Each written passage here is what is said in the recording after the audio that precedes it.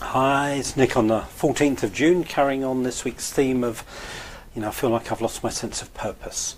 I think this is such a common theme. I've experienced it many times myself, so I'm just sharing some messages this week about how we handle this and how we approach the inquiry into what could be next. So today I've called it looking at a kind of greater sense of identity. Because I think what happens is many of us, let me talk personally. I feel like when I was young, I got wounded in who I thought I was. So I felt like I was not much really. I was pretty ordinary. Didn't have many dreams or aspirations, and in a way, I felt pretty crap about myself. So I tried to compensate for that by trying to be very successful to prove that I wasn't as bad as I thought I was. But I reached a time in my late 20s, early 30s where all that wasn't working anymore. So I realised it was time to blossom into a greater sense, another sense of who I was. And I suppose the idea I want to get across today is, we can live in a kind of fearful sense of who we are. And I'm going to share a couple of a quote and a poem, both very short, with you today, by Hafiz. You may have heard of Hafiz. He was a mystic poet, lived several hundred years ago. But I love what he said. He says, "Fear is the cheapest room in the house. I would like to see you living in better conditions." And I think many of us kind of end up living, we may look like we're living a great life, but actually we're living fearfully. And I like this idea that, fear is the cheapest room. There are other rooms for us to live in other than fear. And I like to think of those rooms as being the rooms of inspiration, the rooms of creativity, the realms of love, the realms of kind of really feeling good about who we really are.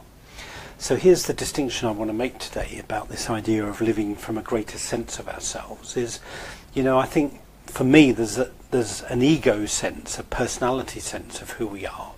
But then there's what I would call a bigger sense of who we are.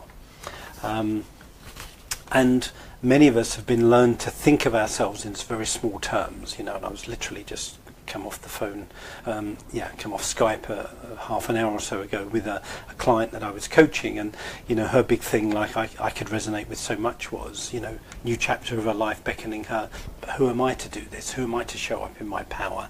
Who am I to show up and help all these other people and believe that I have something to contribute? And I'd like to turn that around and go, well, who are you not to? So there's a lovely poem here by Juan Ramon Jimenez, a Spanish poet, I think, translated by Robert Bly, and I'll post the poem. But he says, "I am not I.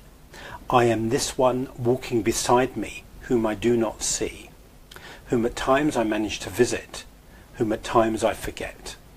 The one who remains silent when I talk, the one who forgives sweet when I hate, the one who takes a walk when I am indoors, the one who remains standing when I die." And I heard this poem for the first time about 3 decades ago, and I just went, whoa, this idea of another self, that we're not just our personality, but we have this bigger sense of who we are. I'm quite okay using the word soul or spirit, but it doesn't matter to me what we call it. I'm also a student of something called A Course in Miracles, and one of the things it talks about a lot in A Course in Miracles is that we think we are our personality, we think we are our ego, and yet the true essence of who we are is so much beyond that. And what the Course in Miracles says is, for whoever we think we are still this incredibly powerful being, spiritual being, I believe, but an incredibly powerful being.